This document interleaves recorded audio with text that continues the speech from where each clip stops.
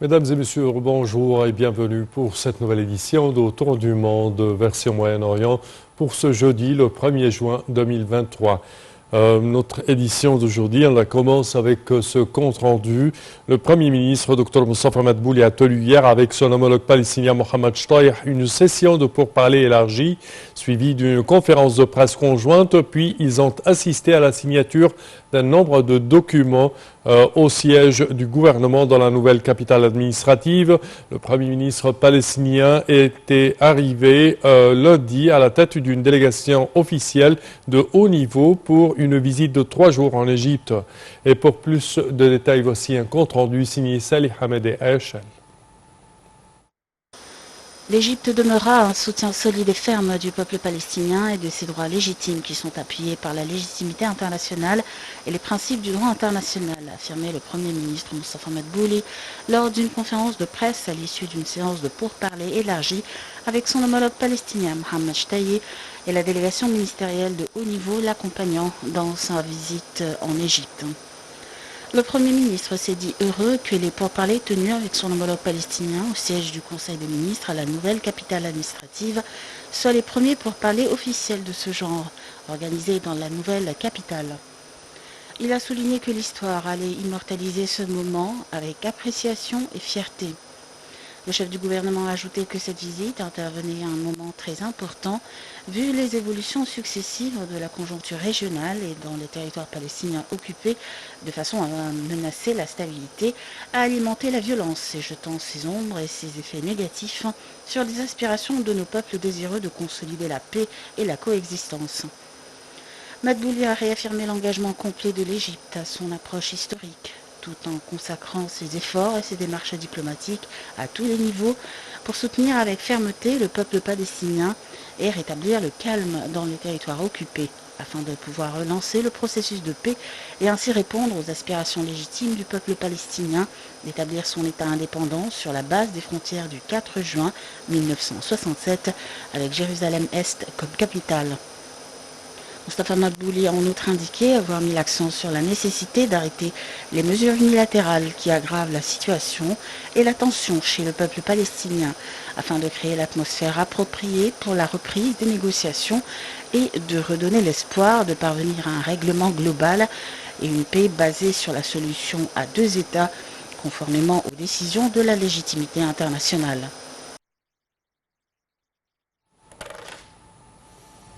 Et pour plus d'informations, mesdames et messieurs, sur ce sujet, nous avons le plaisir d'accueillir à bout du fil Dr Raouf Ghafar, qui est analyste politique et expert en économie. Bonjour, Dr Raouf. Bonjour. Alors, comment voyez-vous ces pourparlers palestiniens en Égypte et qu'est-ce qu'il y a de nouveau, surtout avec les problèmes actuels, que ce soit la reprise de la colonisation israélienne en Cisjordanie ou les violences depuis le début de l'année, depuis l'avènement du gouvernement actuel d'extrême droite israélien au pouvoir, et également la mort du processus de paix actuel? Le nouveau cabinet d'Israël, et c'est un cabinet, comme vous l'avez dit, plein d'extrémistes, si je peux dire, Oui. et ils ont une politique vraiment très dangereuse. Et ils ne cessent pas de provoquer le peuple palestinien, soit en Cisjordanie, soit au Gaza.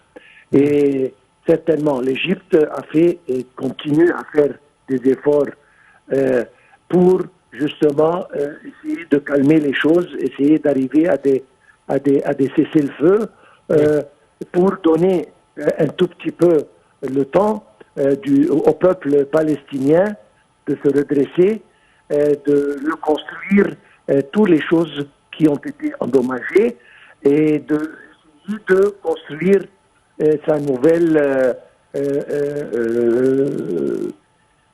son nouveau pays, disons. Oui. Et justement, la réunion hier, les pourparlers, sur le plan politique, était de confirmer et reconfirmer la solidarité de l'Égypte avec la Palestine. Nous sommes ici, nous vous donnons tout le support que Oui. vous avez besoin pour que vous pouvez surmonter les difficultés que vous avez maintenant et pour reconstruire tous les endommagements qui ont eu lieu durant les assauts israéliens dans les territoires occupés. Oui. Parmi également les sujets qui ont été discutés au cours du sommet de Jeddah de la Ligue arabe en Arabie Saoudite récemment tenu, alors figurait parmi les plus grands d'importance le sujet de la cause palestinienne et des développements des circonstances de la cause palestinienne. Est-ce que vous pensez que le sommet de Jeddah dans ce dossier a apporté des résultats positifs? Bon, le mot positif peut-être n'est pas le mot juste, mais le sommet de Jeddah a réuni tous les Arabes. Ça c'est important pour former un front qui représente tous les Arabes et qui donne un peu plus de force vis-à-vis la communauté internationale dans la crise palestinienne. Oui. Donc, il y a, oui, un peu plus de force et qui peut justement, pas changer les affaires, mais au moins mettre les choses un peu plus vite. Nous espérons bien que nous aboutissons à un cessez-le-feu. Certainement, le but disons, le maximum, c'est de finalement obtenir un pays, un État palestinien libre, etc., et une paix juste. Espérons que ce front arabe qui a été créé durant ce dernier sommet peut un peu pousser les affaires un peu plus rapidement. Espérons pour le mieux. Également, quand on parle de la cause palestinienne, du dossier palestinien, on parle qu'il doit y avoir des conséquences pour les mesures israéliennes prises à l'encontre du peuple palestinien. C'est toujours, ça passe impuni, ça passe sans répercussion quelconque. Ils attaquent depuis le début de l'année à peu près moins qu'une centaine de personnes mortes depuis le début de l'année. Pas de répercussions, pas de punition pour l'État hébreu. Également, quand on parle de la colonisation, la reprise de la colonisation qui a été condamnée par la communauté internationale et les Nations Unies par des résolutions des Nations Unies, pas de punition pour l'État hébreu. Est-ce que ce statu quo peut changer un jour ou un séjour? Espérons bien. On ne peut pas dire plus que nous espérons bien. Malheureusement, les doubles standards s'est personnifié sur le plan israélo-palestinien. Ce qui est permis là-dedans n'est pas permis ailleurs. Et ça, c'est normal. C'est-à-dire, ça arrive depuis des années. Il y a beaucoup de résolutions qui ont été prises. Il y a beaucoup de, comme vous avez dit, de punitions, mais rien n'est en rigueur. Malheureusement, l'État palestinien, il n'écoute pas, comment dire, les punitions ne l'affectent pas et il continue justement. Espérons encore une fois que ce front arabe qui a été créé peut, comme je viens de dire,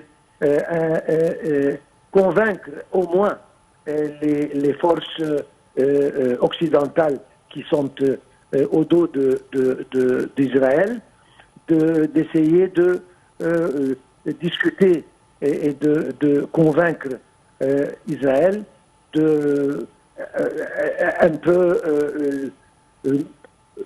diminuer ces atrocités et essayer de penser logiquement, parce que si jamais il ne cesse pas, les réactions palestiniennes vont continuer et puis nous allons jamais voir, espérons que ça n'arrive jamais, mais nous allons pas voir une vraie paix qui règne.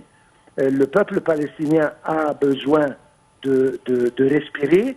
Il y a beaucoup d'endommagements qui ont eu lieu, beaucoup de dégâts. Ils ont besoin, justement, beaucoup de protocoles ont été signés lors de la visite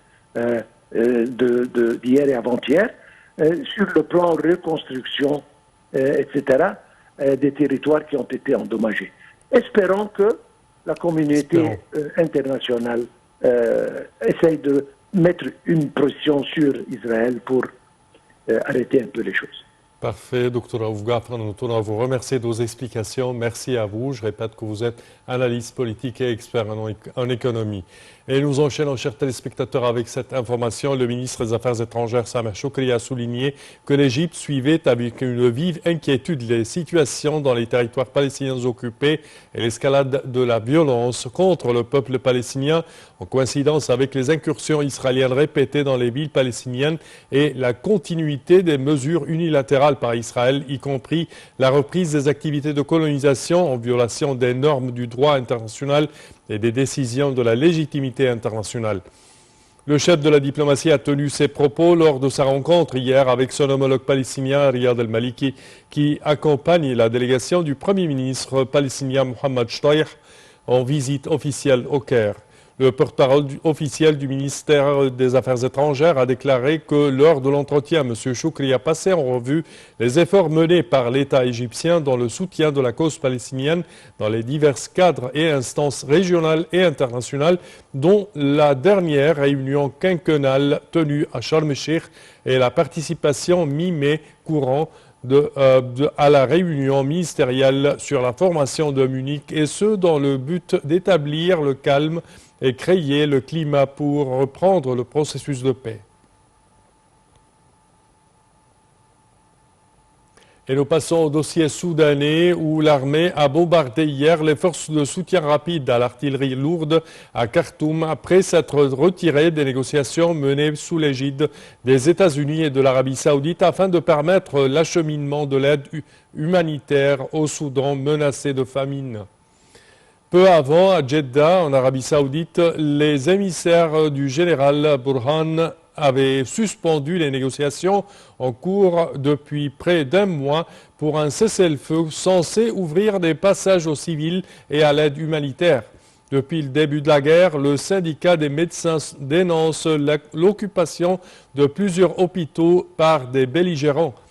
Le ministère de la Santé a annoncé la fermeture de 9 hôpitaux, l'État qui borde Khartoum au sud et accueille des dizaines de milliers de familles déplacées à cause de la présence des forces de soutien rapide autour qui menacent les soignants et l'approvisionnement des établissements. Toujours aucun couloir n'a été dégagé pour permettre le passage de l'aide humanitaire dont ont désormais besoin 25 des 45 millions de Soudanais selon l'ONU. Les rares cargaisons qui ont pu être acheminées ne couvrent pas les immenses besoins.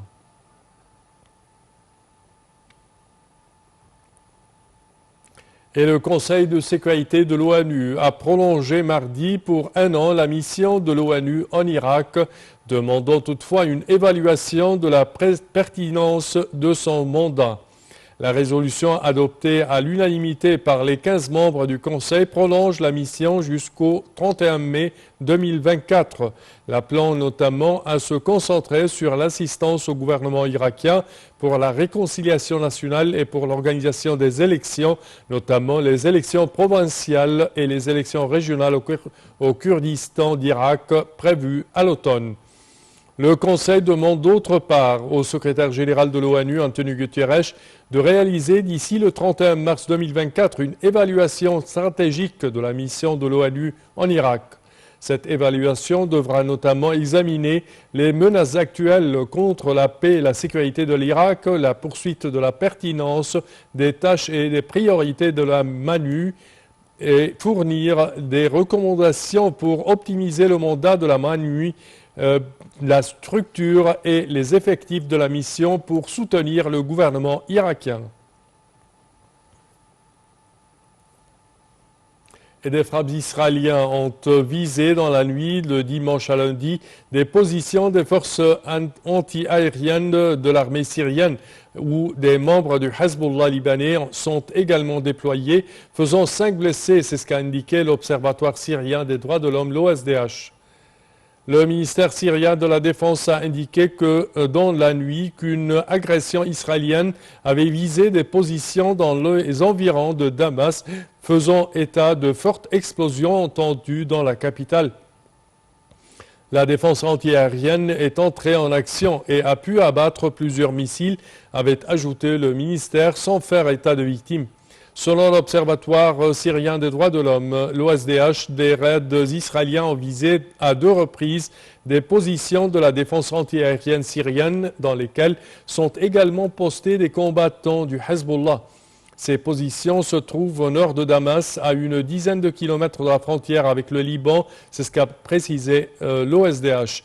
Israël commente rarement ces frappes au cas ou par cas, mais affirme vouloir empêcher l'Iran de s'implanter à ses portes.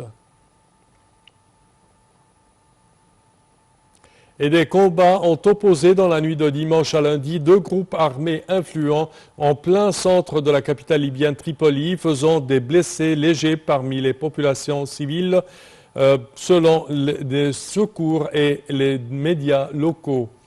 Des véhicules blindés s'étaient déployés dimanche après-midi à Tripoli après l'arrestation d'un membre de la brigade 444, notamment dans la rue commerçante de Jraba, dans l'est de la capitale et dans le secteur résidentiel de Ras Hassan au centre-ville. Après une accalmie de quelques heures, des tirs nourris aux armes lourdes et légers ont retenti dans la banlieue est de Tripoli, notamment à Ain Zara, à Fornage et près du campus de l'université de Tripoli qui a décidé de fermer ses portes lundi et suspendre les examens par mesure de sécurité. Le Parlement a dénoncé lundi des frappes contre Zawiya, affirmant qu'il s'agit d'une opération de règlement de compte politique plutôt que de lutte contre des trafiquants comme le prétend le gouvernement Dbeibeh. En réaction à ces événements, l'ambassade des États-Unis à Tripoli s'est dit préoccupée par le recours d'armes dans des secteurs où se trouvent des civils et le risque d'escalade et de la violence.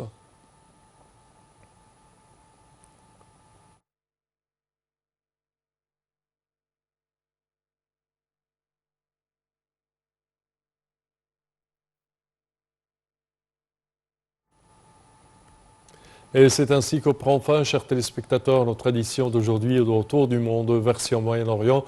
Je vous remercie de votre attention et je vous donne rendez-vous la semaine prochaine à la même heure. Au revoir.